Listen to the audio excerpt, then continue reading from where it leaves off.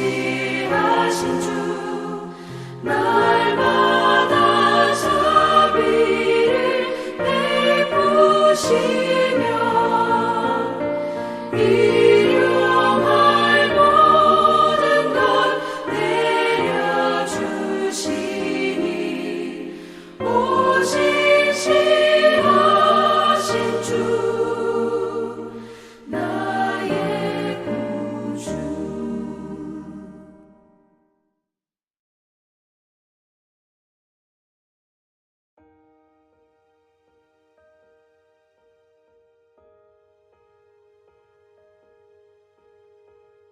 주 여호와께서 이같이 말씀하셨느니라.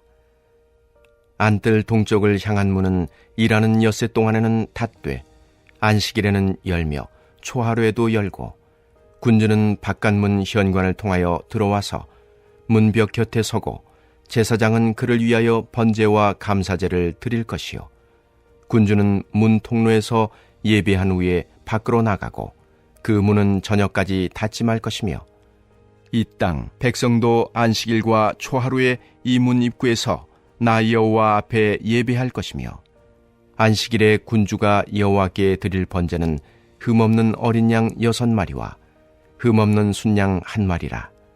그 소재는 순양 하나에는 밀가루 1에바요 모든 어린 양에는 그 힘대로 할 것이며 밀가루 1에바에는 기름 1인씩이니라. 초하루에는 흠없는 수송아지 1마리와 어린 양 6마리와 순양 1마리를 드리되 모두 흠없는 것으로 할 것이며 또 소재를 준비하되 수송아지에는 밀가루 1에바요 순양에도 밀가루 1에바며 모든 어린 양에는 그 힘대로 할 것이요 밀가루 1에바에는 기름 1인씩이며 군주가 올 때에는 이 문 현관을 통하여 들어오고 나갈 때에도 그리할지니라. 그러나 모든 정한 절기에 이 땅 백성이 나 여호와 앞에 나올 때에는 북문으로 들어와서 경배하는 자는 남문으로 나가고 남문으로 들어오는 자는 북문으로 나갈지라. 들어온 문으로 도로 나가지 말고 그 몸이 앞으로 향한 대로 나갈지며 군주가 무리 가운데에 있어서 그들이 들어올 때에 들어오고 그들이 나갈 때에 나갈지니라.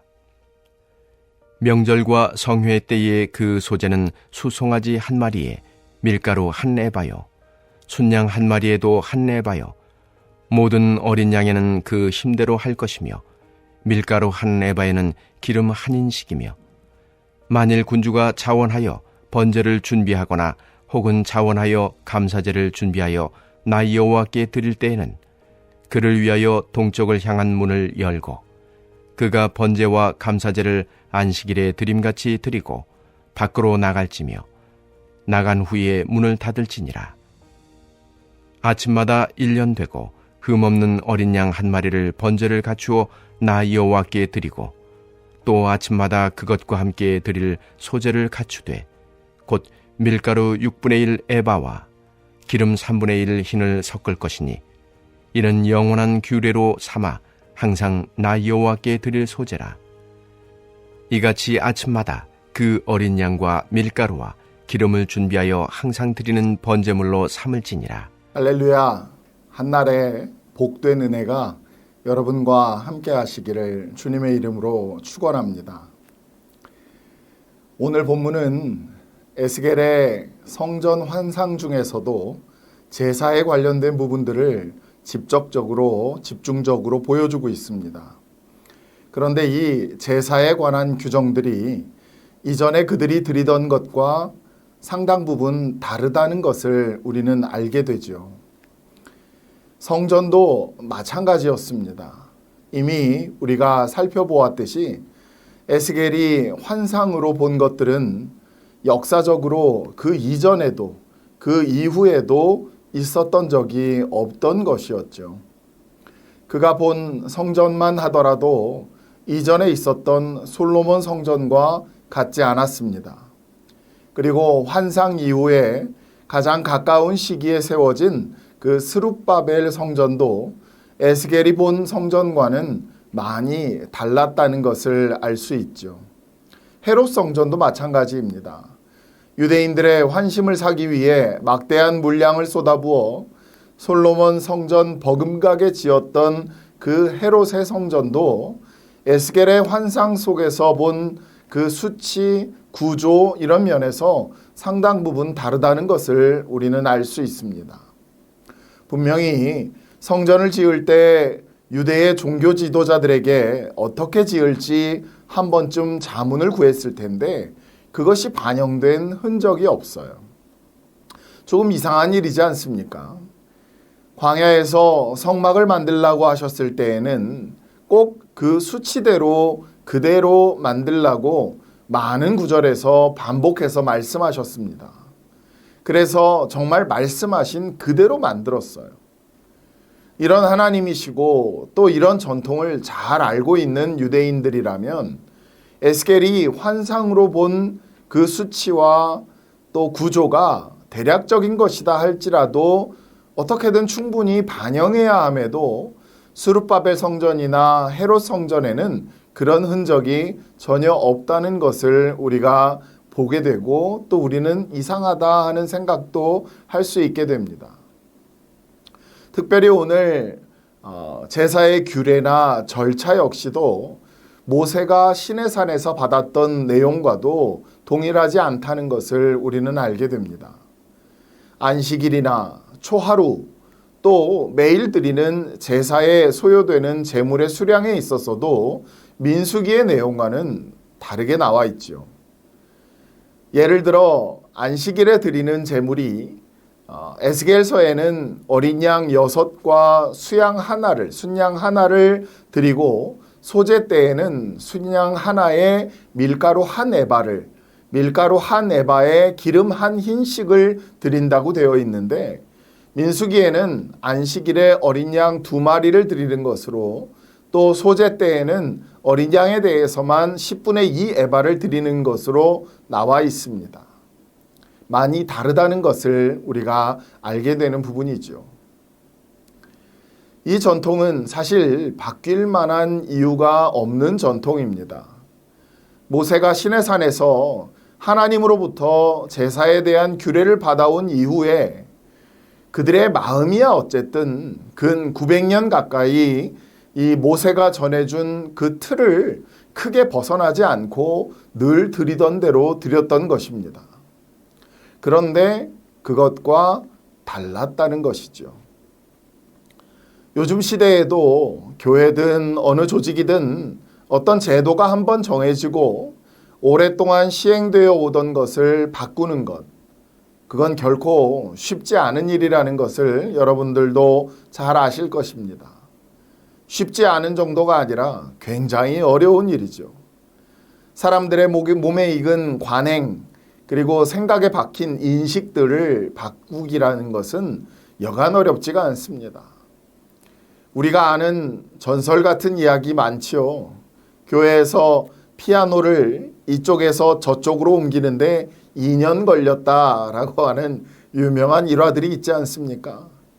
본질이 아닌 비본질을 붙잡고 그게 전통이고 정통이라고 우기는 그런 사례들을 우리는 많이 경험하고 보아왔습니다. 이스라엘 백성들에게 모세라고 하는 사람이 가지는 권위는 대단한 것이었어요. 그 모세가 하나님께 받은 것이고 그리고 수백 년 동안 지켜오던 것입니다. 성전 건축에 에스겔의 말이 반영되지 않았을 것이라고 짐작할 수 있는 것처럼 이것 또한 당시 이스라엘 백성들이 순순히 받아들이기가 참 힘들었을 것이다 라는 것을 우리는 짐작해 볼 수 있습니다. 이사야나 예레미야의 경우만 봐도 그들이 입만 열면 핍박이 찾아오지 않았습니까? 앞으로 제사는 이렇게 드려야 하고 그렇게 될 것이라고 말한 에스겔을 어떻게 대우했을지 우리는 짐작할 수 있는 것입니다. 그렇다면 왜 굳이 이런 제물에 관한 내용까지 이전과 다르게 언급하시고 계실까? 그럴 만한 이유가 있는가 하는 질문이 생기지요. 하나님께서 별로 중요하지도 않아 보이는 재물의 내용을 굳이 바꾸어서 에스겔과 이스라엘 백성들에게 알리셨다고 한다면 거기에는 뭔가 중요한 교훈이 들어있지 않겠습니까? 또 하나 있어요. 본문을 쭉 읽어가다 보면 고개를 갸우뚱하게 하는 것이 있습니다. 16장 처음에 이 46장 처음에 어떤 것으로 시작합니까? 안식일에 관한 규례와 그 제물에 관한 내용으로 시작하죠. 그 다음 6절부터는 초하루에 드릴 제물, 13절부터는 매일 드려야 하는 제사와 그 제물, 그리고 19절부터는 그 제물들을 준비하는 성전 부엌에 관한 내용들이 나옵니다. 굉장히 매끄럽게 나오는 것이죠. 그런데 이대로 나가면 좋을 것 같아요. 그런데 뜬금없이 중간에 16절, 17절, 18절에 어떤 내용들이 들어있냐면 기업에 관한 내용들이 들어있습니다. 백성들의 기업을 빼앗지 말라고 하는, 요즘 말로 하면 경제정의 그런 것 같은 내용들이 들어있어요. 제사에 관한 이야기를 하다가 갑자기 아무 상관없는 기업에 관한 이야기를 슬쩍 하더니 다시 제사에 관련된 이야기로 돌아가는 것입니다. 좀 어색하죠.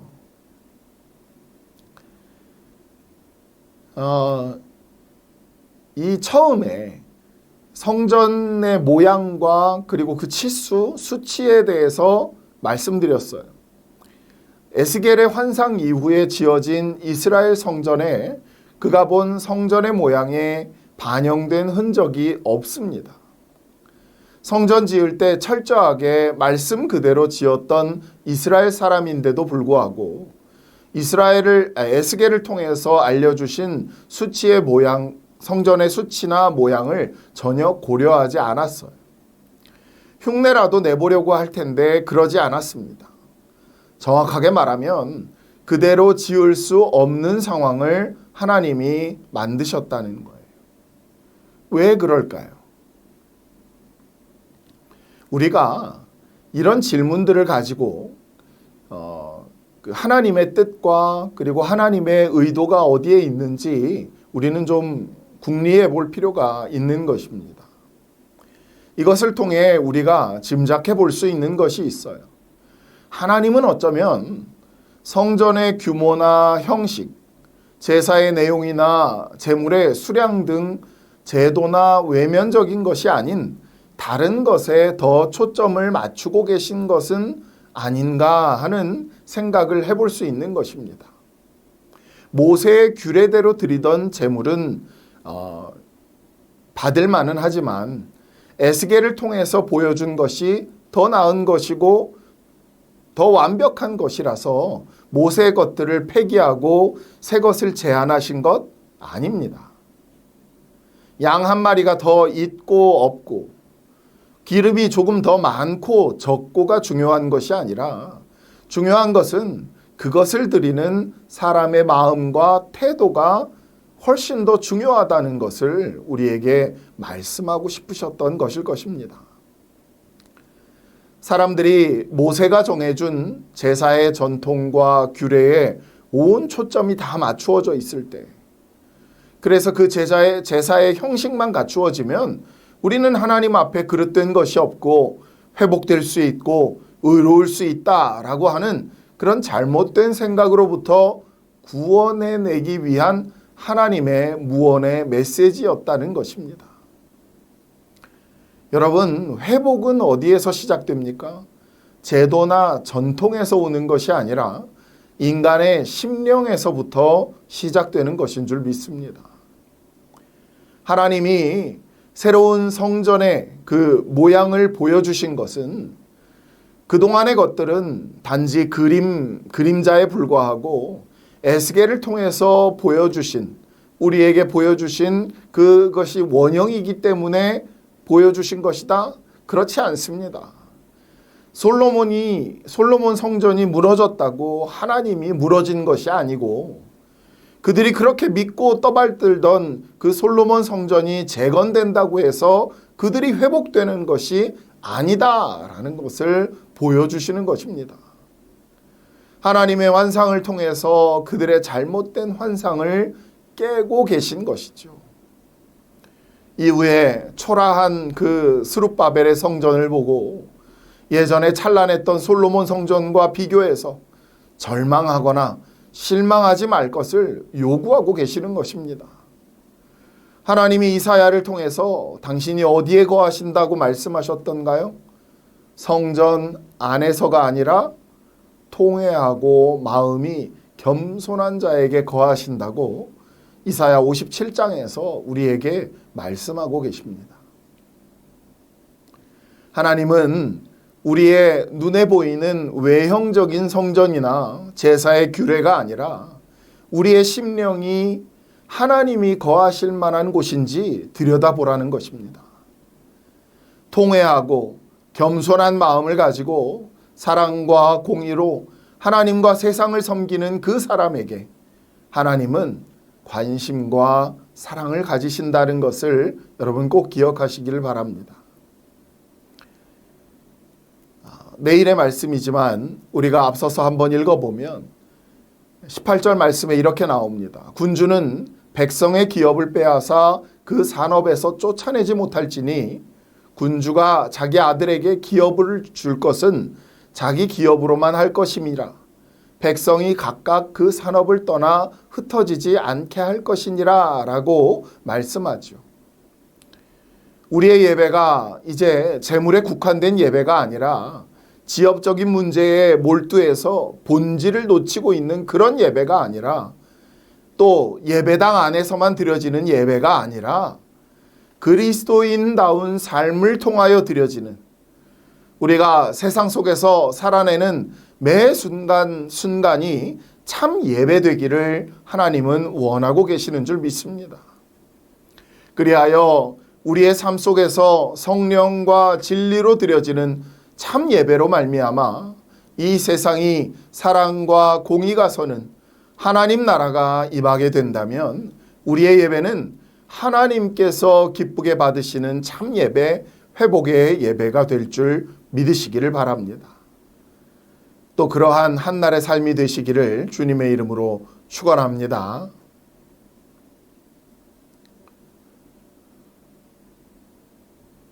우리 함께 기도할까요?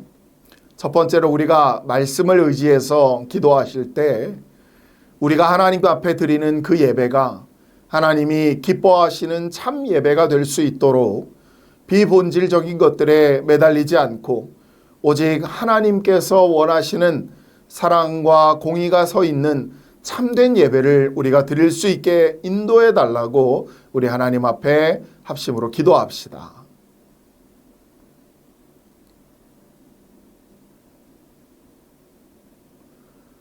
또 두 번째 우리가 같이 기도할 것은 이제 뜨거웠던 여름 사역들이 마쳐지고 이제는 열매를 거두기 위한 수확의 계절로 들어서야 할 때가 이제 왔습니다.